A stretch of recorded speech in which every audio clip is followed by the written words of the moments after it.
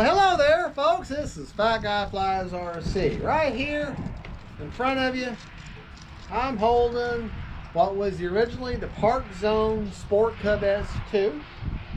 I contributed this to be, my first plane was the Hobbyzone Delta Ray, the big blue and white one. My second plane was the Hobbyzone Super Cub, which was just tail controlled. But this was my third plane. This plane here, well, actually no, the Hobbyzone Corsair was my fourth one. I should have never got that. I wasn't ready for it. It's like buying, first time driver buying a Corvette. That plane didn't last me very long. So then I got this one. So this is technically was my fourth plane. And I'm going to tell you, this is the plane that really solidified my love of this hobby. This was it. Not this exact plane, but this plane. Okay, this is actually the fourth time I've owned this plane. My first one and my second one are lost on private land that I can't get to, destroyed with a couple of hurricanes. They're written off. The third one, I flew the dog mess out of it. It's still at my house and it's just broke down in pieces. I can reassemble it. It's still able to be flown, and it's in my hangar. And then this is my last one. This is one of the last brand new retail ones that Parkzone had out floating around in the retail stores. I actually got this at Graves Hobby in Orlando, Florida. Now, I want to tell you something, folks. There's some danger involved going to Graves Hobby. You may have a divorce if you go there. You're going to spend a minimum of $300 when you walk in the door. I'm just telling you. If you love these RC planes, you love anything RC. And they don't pay me nothing, I'm telling you, but you go there, it's like, it's like RC Nirvana. It really is. I mean, it is just it's a huge warehouse, and every square inch of that place is covered with inventory about planes, boats, cars, helis, scratch-built planes, everything you could ever want. It's at Graves Hobby in Orlando. Okay, enough plug for them. Back to this. This was one of the last bind and flies they had in stock that was still brand new in the box. It was $179 then. Man, wouldn't that be nice? And I had to have it. I love it. However, if you're saying, well, yeah, great, you're reviewing something that we can't get anymore. Yes, you can. Because this plane here, Hobbyzone Carbon Cub S2. Carbon Cub S2. It's yellow and silver. That's the same plane. It's the same plane. In fact, these are the wheels from one. Or actually, the wheels from one. It's the same plane. All right? So if you missed out on this one, get the Carbon Cub S2 from Hobbyzone, and you've got it. It's got the same vortex generators, has the same option for flaps. I don't have the flaps in this. I have the hardware for it. I just have to install a servo if I want to have flaps, but I don't have flaps. Well, enough talking. Let's go fly. Say, gee, that's nice, fat guy. Now, why don't you shut up and put the airplane in the air? Well, as you can see, sun's right there. You can see our flags, how they're going. Cross runway, of course, because why would I have it down the runway? And if you are miraculously able to find this plane and bind and fly, which I think that's the only way they sold it, it only has AS3X, does not have safe. Of course, you could always take it out and take that sport receiver out and put a gyro receiver in her. My rates are 100% throws over 30% expo. And right aileron, left aileron, up elevator, down elevator, right rudder, left rudder. Motor on. And into the wind we go. Running a 2200 Spectrum Smart battery. A little bit of a knife edge here. Kind of hover just a little bit. Boy, the wind is really messing with her though. Yeah, because it is windy today. So windy. Why does it have to be so windy? But that's March. In Florida, well, I guess everywhere in the United States, March is a very windy month for us. But let's go out here to the grass. Okay. And let's do a little bit of grass ops landing here. That's what this plane's got, those big old bush tires, tundra tires on there. There, a little bounce to bounce. Up we go. That's the stock prop. And just so you're aware, I have moved my control surfaces to where I get maximum deflection on them, just so you're understanding. Look at that plane. Isn't that a beautiful plane? I love the colors. The red and the white really show up well. Here, she'll fly inverted. I'm not a big fan. I mean, I would call myself somewhat of a solid pilot. Somewhat solid, does that make sense? But I just don't like flying inverted, because everything's opposite when you're inverted. And I need to say, well, you have to deal with it. Well, yeah, sometimes you have to deal with it. But a little touch and go there. Let's actually land her on a runway now.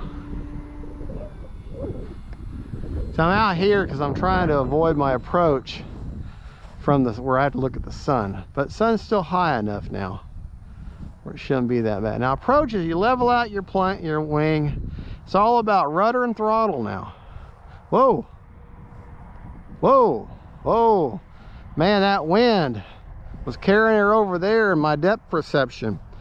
Good thing I recognize that, and I think the way I'm sitting right now, that my wing, yep. Now here is an example where thrust reverse would be awesome. But this plane here, when it was sold, they hadn't even thought about thrust reverse yet. So, yeah, good thing. See, that wind is just going that way. Just blowing, it's going right into the southwest direction, so it's out of the northeast. So let's go right into the wind here. Yeah. All right, that's hands off. So that just shows you how well balanced and trimmed the plane is.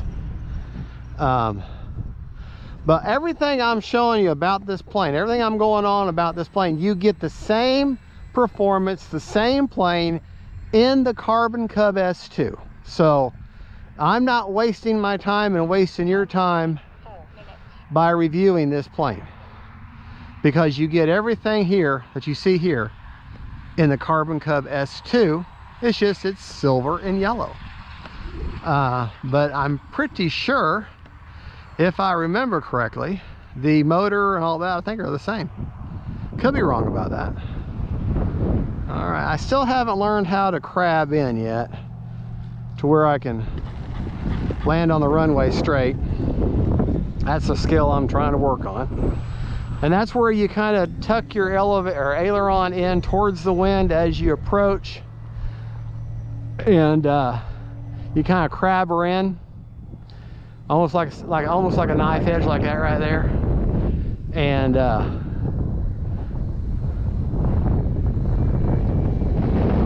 into the wind, into the wind. Oh, look at that. See, she's into the wind strong enough. Just enough strength in the wind, and just enough strength in the motor to almost keep her stationary. I call that windsurfing. And that's just something that's fun to do. Now, I don't recommend new pilots try that until you are perfectly comfortable with your aircraft. When you're really comfortable, get her up kind of high, 3 mistakes high, and then you can attempt it then. And all that is just kind of just holding her still. Oh, yeah, a little bit bouncy. Now the stock prop is black, but the replacement prop has the yellow paint on it. So, and that is the replacement prop, because the first prop I chipped the daylights out of it.